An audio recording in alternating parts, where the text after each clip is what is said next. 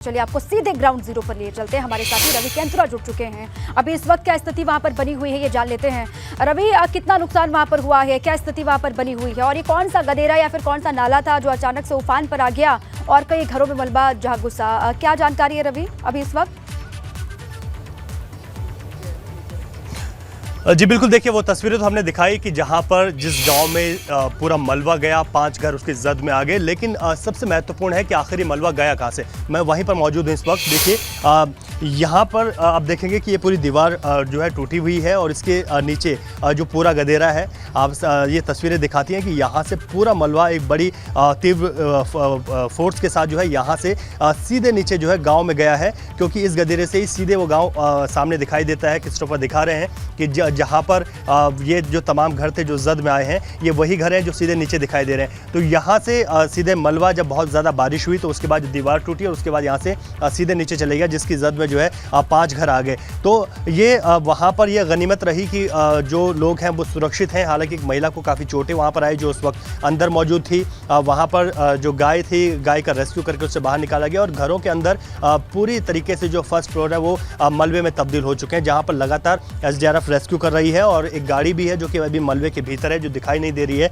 जब वहाँ पर पूरा रेस्क्यू होगा तब जाकर पता चलेगा कि गाड़ी कहाँ है। लेकिन ये बहुत महत्वपूर्ण हो जाता है जहाँ पर जिस तरीके से यहाँ से पूरा मलबा टूटकर आगे गया है। यहाँ के अगर आप मेरी इस तरफ देखेंगे तो ये जो प्लॉटिंग यहाँ पर हुई है, यहाँ के स्थानीय लोगों का आरोप है। हालांकि इस पर जाँच होगी ज़िले की ओर से कि क्या कुछ इस पर निकलता है, क्या हकीकत है।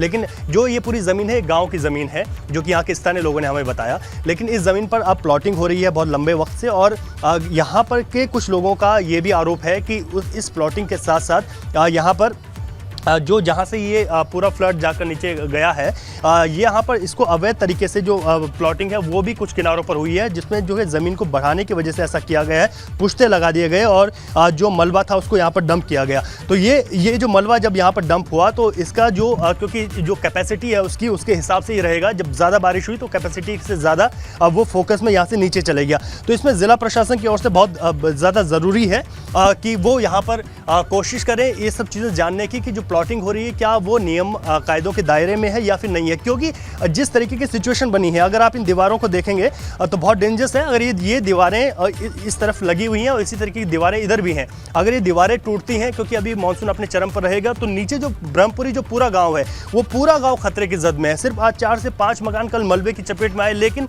जो और वहाँ पर घर हैं वो पूरी तरीके से खतरे की जद में रहेंगे। तो ऐसे में पहले तो प्रशासन को चाहिए कि उस गाँव के जो लोगों को उनको सुरक्षित स्थान पर रखा जाए जो घर उसकी जद में आ सकते हैं। क्योंकि जो पूरा गांव यहाँ से दिखाई दे रहा है, ये पूरे गांव में पूरी तरीके से खतरा अभी बना हुआ है। तो इस खतरे को देखते हुए यहाँ से इन लोगों की शिफ्टिंग भी जरूर होनी चाहिए ताकि कोई बड़ा हादसा ना हो। क्योंकि कल ये वक्त रहा कि शाम के वक्त पर ऐसा हुआ है, तो उस वक्त जो है ज़्यादातर लोग उस वक्त सो नहीं रहे थे। अगर ऐसा कुछ होता तो ये घटना बहुत ज़्यादा बड़ी हो सकती थी। तो इसी को देखते हुए देखिए किस तरीके से पूरा फ्लड यहाँ से नीचे गया है। तो यहाँ पर जिलाधिकारी इस मौके पर यहाँ पर भी आई थी और बिल्कुल सही आपने कहा। और जो नुकसान यहाँ पर लोगों को हुआ है, घरों का, सामानों का, उसकी भरपाई कैसे हो पाएगी, इसको लेकर भी प्रशासन को सोचने की जरूरत है, आवश्यकता है। आप नजर बनाए रखें रवि, बहुत शुक्रिया आपका पूरी जानकारी के लिए, ग्राउंड जीरो से तस्वीर दिखाने के लिए।